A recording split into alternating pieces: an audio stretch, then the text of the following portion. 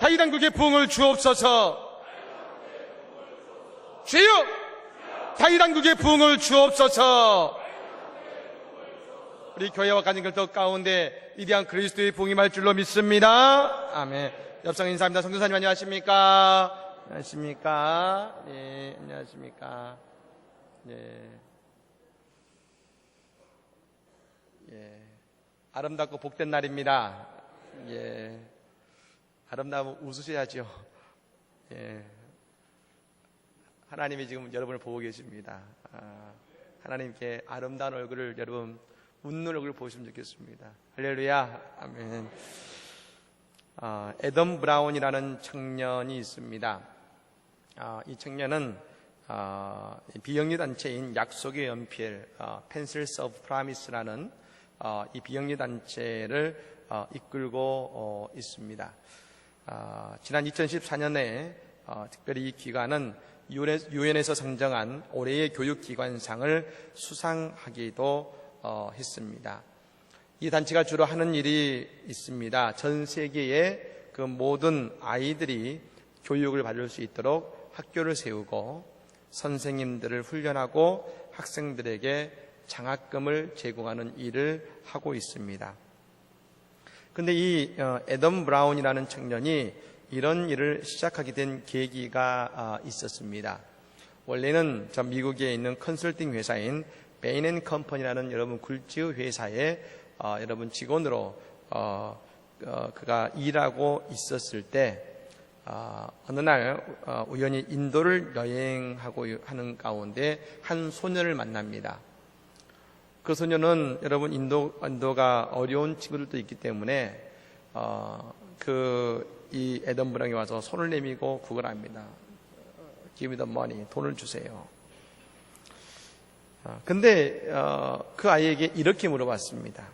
얘야, 만일 내가 온 세상을 통틀어서 뭐든 다 가질 수 있다면 지금 뭘 제일 갖고 싶니?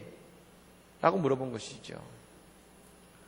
그러자 이 아이가 곧바로 이렇게 대답했습니다. 연필이 가지고 싶어요. 청년은 가방에 있던 노란색 연필을 그 아이에게 들려주었습니다. 그러자 아이의 얼굴이 환하게 빛나기 시작한 것이죠. 이 소녀는 학교에 다녀본 적이 없는 아이였고, 그래서 다른 아이들이 연필로 글을 쓰는 것을 부러워했던 것입니다. 즉, 이 아이에게 있어서는 연필은 그냥 뭔가를 쓰는 것이 아니라 새로운 세상으로 나가는 하나의 열쇠였던 것입니다. 그리고 이 애덤 브라운이 가난한 나라를 여행하면서 만나는 사람마다 물어봅니다. 세상에서 제일 갖고 싶은 것이 무엇입니까? 그러면 사람들이 대부분 거의 똑같이 아이들 교육입니다라고 대답한 것입니다. 그래서 다니던 회사를 그만두고 이 비영리 단체인 약속의 연필 Pencils of Promise라는 이 단체를 그가 설립하고서 그때부터 그가 사람들의 후원을 받아서 여러분 어려운 나라, 가난한 나라들에게 학교를 세워지기 시작한 것입니다. 그래서 지난 2014년도에는 무려 251개의 학교를 라오스, 과테말라, 나카라가 그리고 가나에 있는 그런 여러분 힘들고 어려운 마을에 세워준 것입니다. 아마 이 교육을 받은 아이들로 인해서 그 땅은 점차 바뀌고 새로운 꿈을 꾸게 될 것입니다. 그렇습니다. 신앙은 세상의 물질이 아닌 예수 그리스도라는 영적인 연필을 붙잡는 것입니다. 예수님을 통해 진리가 우리에게 채워져 나갈 때 우리의 삶은 어제와 다른 오늘을 살아가게 되는 것이고 오늘보다 더욱 성숙한 내일의 삶을 살아갈 수 있게 되는 것입니다. 사랑하는 여러분, 오늘 예배를 통해 예수님을 만나시고 예수님을 통해 새로운 꿈을 써 가시기를 바랍니다. 하나님께서 우리의 삶에 새로운 열매를 풍성하게 거두어 주실 줄로 믿습니다. 아멘. 성경에 보면 요셉이라는 사람이 나옵니다. 요셉은 원래 이 야곱의 11번째 아들로서 야곱이 가장 사랑했던 아들이었습니다. 그런데 형제들이 이 요셉의 옷을 벗기고 애굽의 노예로 팔아버린 것입니다. 그리고 그가 애굽의 노예 보디발의 집에 가서 노예로서 살았는데 요셉은 거기가 자신의 인생이 밑바닥인 줄 알았습니다. 그런데 그에게는 또 다른 바닥이 있었습니다. 왕의 감옥에 죄수로 들어가게 된 것이지요. 그리고 마침내 하나님은 그 요셉을 애굽의 총리 대신이 되게 하신 것입니다. 그러자 요셉은 자신의 아버지 야곱과 더불어 11형제 그리고 온 가족들을 다 애굽으로 이주하게 하고 특별히 가축을 기르는 데 아주 최적의 장소인 고센 땅에 머물게 한 것입니다. 그리고 그곳에서 그 야곱의 후손들은 400년을 살았습니다. 처음에는 부족함이 없고 모든 것이 좋았을 것입니다. 하지만 이 땅에 영원한 것은 없는 것이지요. 이스라엘 백성들은 처음 요셉이 애굽에 올 때의 모습과 같이 노예와 그리고 애굽에서 종살이를 하게 된 것입니다. 즉 이스라엘 백성들은 애굽에서 자유가 없는 삶을 산 것이지요.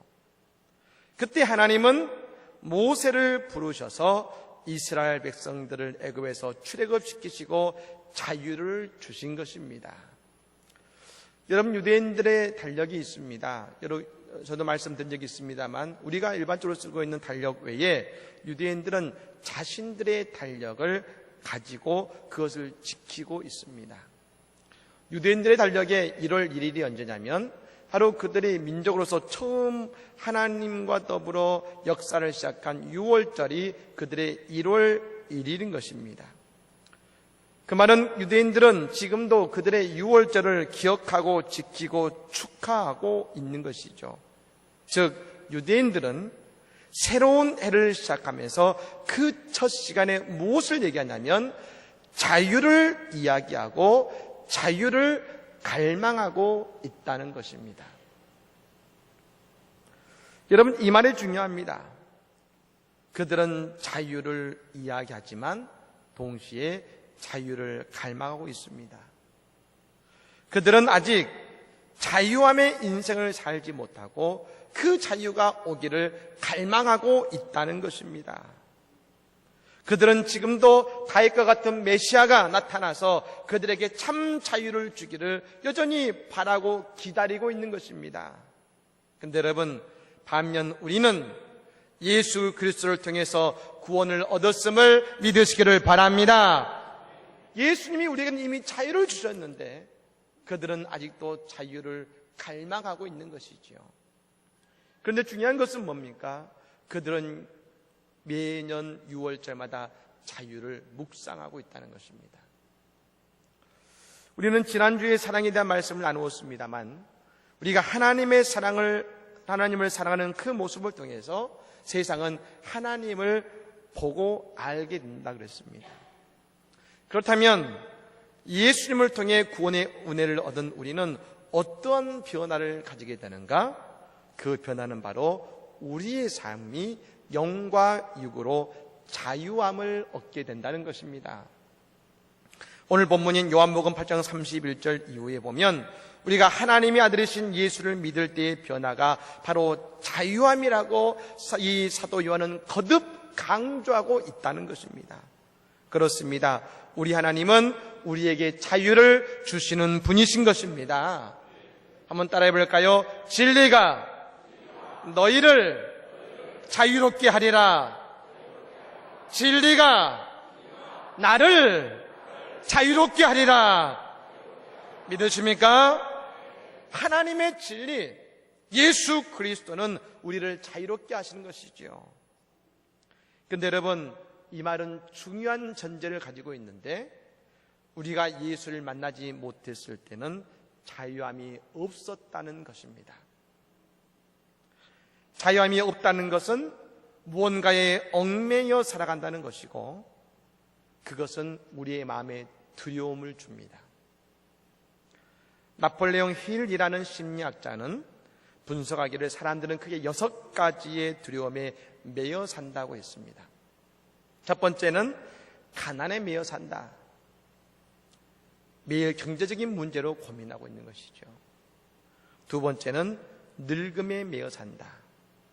노화의 문제입니다. 세 번째는 타인의 비판에 매여 산다.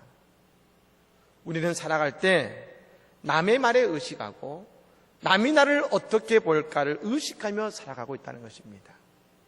네 번째는 사랑에 매여 산다. 사랑을 잃어버렸을 때의 두려움이 크다는 것이지요. 다섯 번째는 건강에 매여 산다는 겁니다. 여러분, 점점 나이가 들면서 느는 것은 약병이라는 말이 있습니다. 그와 같이 우리는 건강에 매여 삽니다. 여섯 번째로 모든 사람은 죽음에 대한 두려움에 매여 살고 있습니다. 아마 우리는 최소 한 가지 아니면 이 모든 두려움을 안고 살아가고 있는지 모릅니다. 근데 여러분, 그 매여있는 인생이 가장 원하는 것이 뭘까? 풍성한 음식도 풍성한 재물도 아닐 것입니다. 두려움의 인생이 간절히 원하는 것은 매이지 않고 자유해지는 것입니다. 이스라엘 백성들이 여러분 출애굽을 해서 광야로 나왔습니다. 근데 따지고 보면 애굽은 모든 것이 다 있었습니다. 먹을 것, 입을 것, 마실 것. 그것도 여러분 그 당시 세상에서 가장 좋은 것들로 있었습니다. 여러분, 이집트의 피라미드를 여러분 세울 당시에 그 주변에 제대로 된 건축물이 없는 곳이 많았습니다. 우리나라도 그때는 제대로 된 건축물이 없었습니다. 그런데 이미 그들은 피라미드를 세우고 여러분 너무나 정교한 여러분 조각들이 나왔지 않습니까? 그곳에 좋은 것은 다 있었습니다.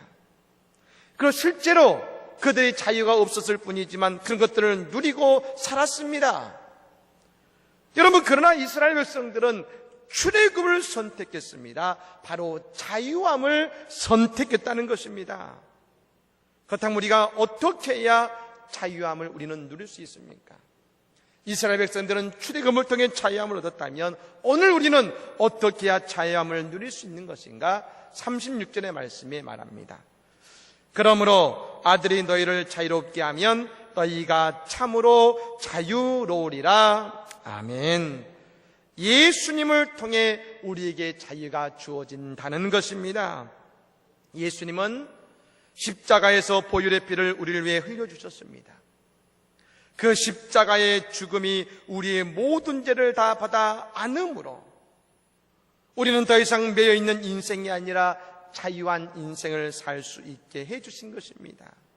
즉 예수의 보혈이 우리에게 자유함을 주었음을 믿으시기를 바랍니다. 여러분, 성경에 보면 하나님이 우리에게 자유함을 주시는 두 가지 길을 보여주셨습니다. 그것은 바로 구약과 신약 각각 그 길을 보여주셨는데요. 신약은 우리가 잘 아는 것처럼, 그리고 방금 말씀드린 것처럼 예수님의 십자가입니다. 그 자유함의 길이 구약에도 나와 있는데 그것이 바로 십계명입니다. 우리는 흔히 십계명하면 율법의 대명사로 알고 있습니다. 그리고 율법은 성도를 매여 있게 만든다고 여깁니다. 예, 실제로 유대인들은 율법에 지금도 매여 있습니다. 과거에도 매여 있었습니다. 하지만 원래 십계명이 그러한 것인가? 아니라는 것이지요. 하나님께서 모세를 시내산으로 부르시고 십계명을 주실 때 하나님이 하셨던 십계명을 집행하시는 바로 직전에 하셨던 말씀이 있는데 출애굽기 20장 2절의 말씀에 이런 말씀이 나옵니다. 나는 20장 2절입니다. 나는 너를 애굽 땅 종되었던 집에서 인도하여 낸 내 하나님 여호와니라. 그리고 십계명을 말씀하신 것이죠. 나는 너를 애굽 땅 종되었던 집에서 인도하여 낸 여호와니라. 그 하나님은 어떤 하나님이십니까? 즉 종교였던 곳, 자유가 없던 곳에서 그들을 인도해내신 하나님, 그 하나님은 자유를 주시는 분이시라는 것입니다. 그 하나님은 자유를 주시는 하나님이시다 하고서 십계명의 말씀을 주신 것이죠. 그것은 뭐겠습니까? 곧 이 말은 하나님은 십계명을 통해서 이스라엘 백성들에게 참 자유함을 주고자 하셨다는 것입니다. 존 칼빈 목사님은 십계명을 언급할 때에, 십계명을 통해 언급할 때 이렇게 말을 했습니다.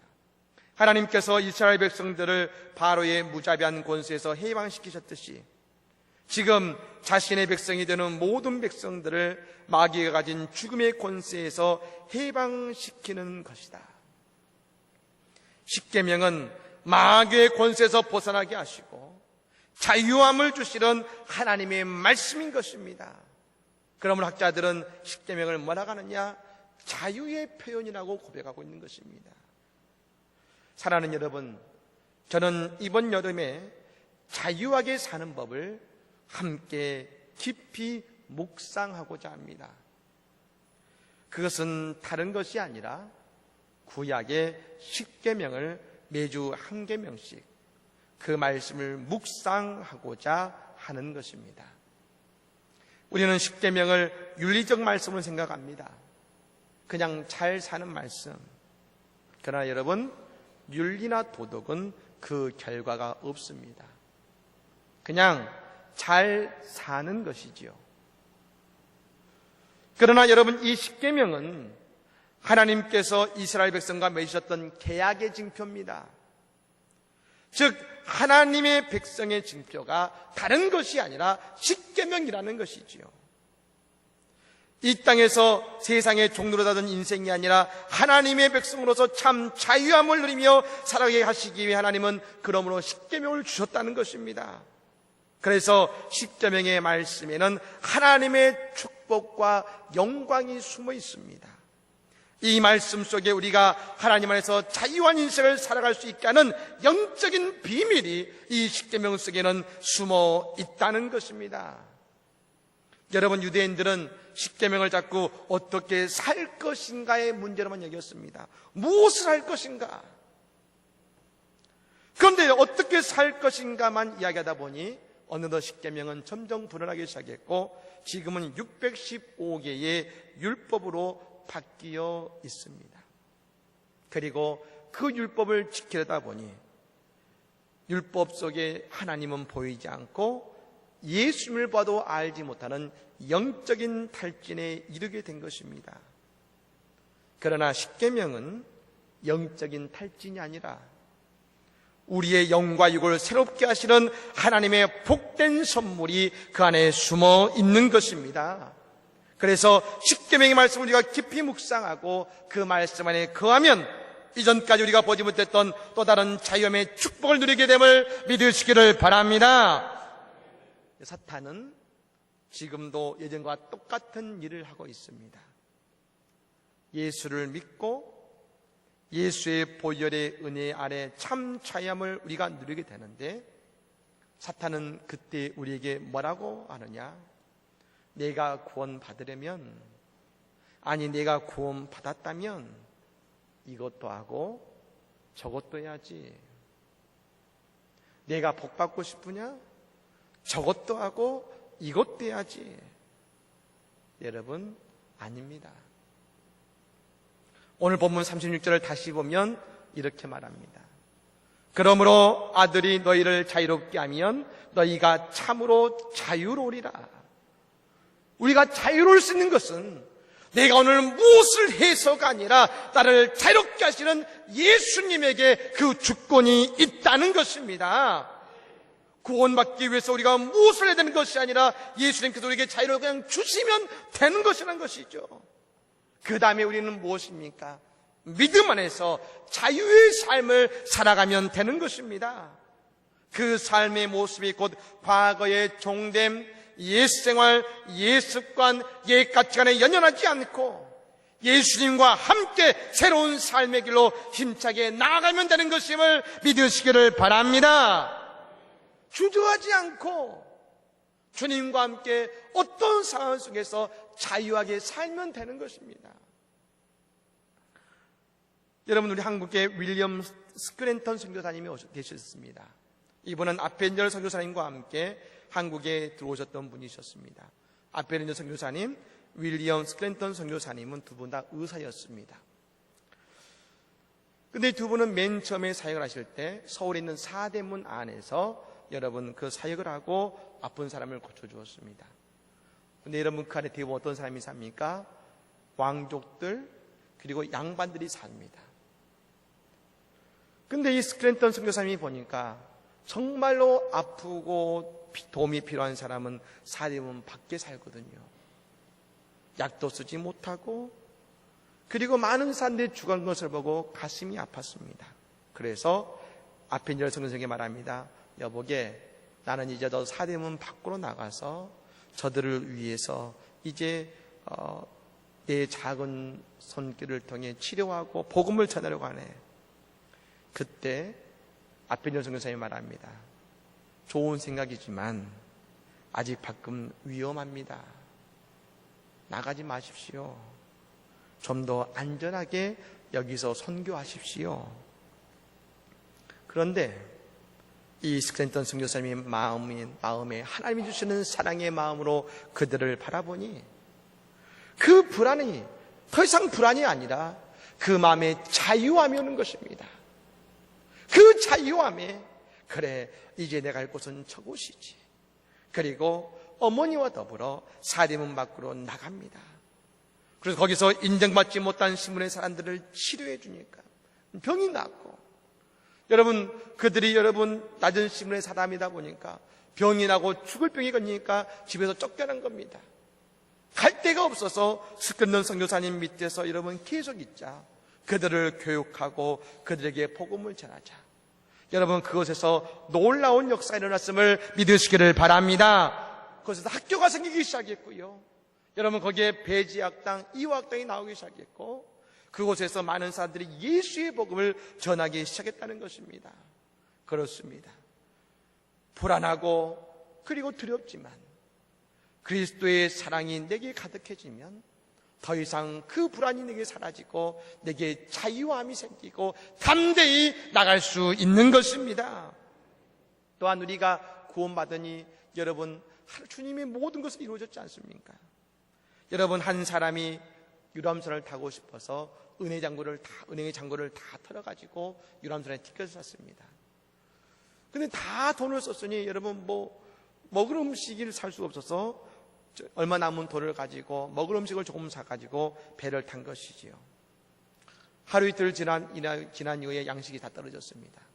식당의 사람들은 가득 앉아서 맛있는 음식을 먹는데 나는 돈이 없어서 먹지도 못하고 쫄쫄 굶고 있다가 이제 내일 배가 항구에 정박하는데 너무 배고파서 식당에 있는 웨이터에게 말합니다. 내가 지금 너무 배가 고픕니다. 내게 먹을 빵 한 조각만 주십시오. 그때 웨이터가 깜짝 놀랍니다. 아니 무슨 말씀이십니까?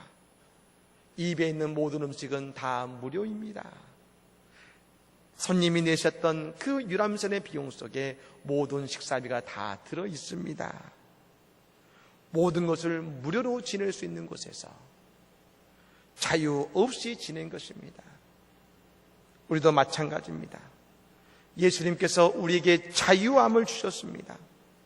그런 이 땅에서 우리는 우리의 영과 육이 자유함을 누리면 되는 것입니다. 하나님은 우리가 오늘도 즐겁고 자유로운 삶을 살기를 원하고 계십니다. 세상의 걱정과 근심에 묶여 있는 것이 아니라 거기에서 자유하고 세상 속에서 예수의 향기를 드리는 삶을 살기를 원하고 계시는 것입니다. 여러분, 우리는 예수를 믿음으로 구원의 백성이 되었습니다. 우리가 예수를 믿는 순간 우리는 보게 됩니다. 여러분 뭡니까? 과거의 옛 생활과 옛 습관과 옛 가치관, 내 인생의 가난의 문제, 늙음의 문제, 비판의 문제, 건강의 문제, 죽음의 문제까지 주님이 이미 그 십자가에 다 못을 박으셨고 주님이 해결해 주셨습니다. 그러므로 우리는 이제 주님을 믿는 그 순간부터 그 모든 것에서 자유하고 자유함의 삶을 누리면 되는 것입니다. 그리고 그 모든 것은 누가 책임져 주십니까? 예수님이 내 인생을 책임져 주시고 동행해 주시는 것입니다. 사랑하는 성도 여러분, 우리는 자유함을 누리지 못하는 것이 아니라 그러므로 예수님과 함께 자유함을 누리는 인생의 되기를 간절히 축복합니다. 주님이 주시는 믿음의 선물, 구원의 백성의 믿음의 선물, 자유함을 오늘도 누리며 살아계신 하나님을 누리며 살아가는 주의 성도의 삶이 되기를 우리 주 예수님의 이름으로 간절히 축복합니다.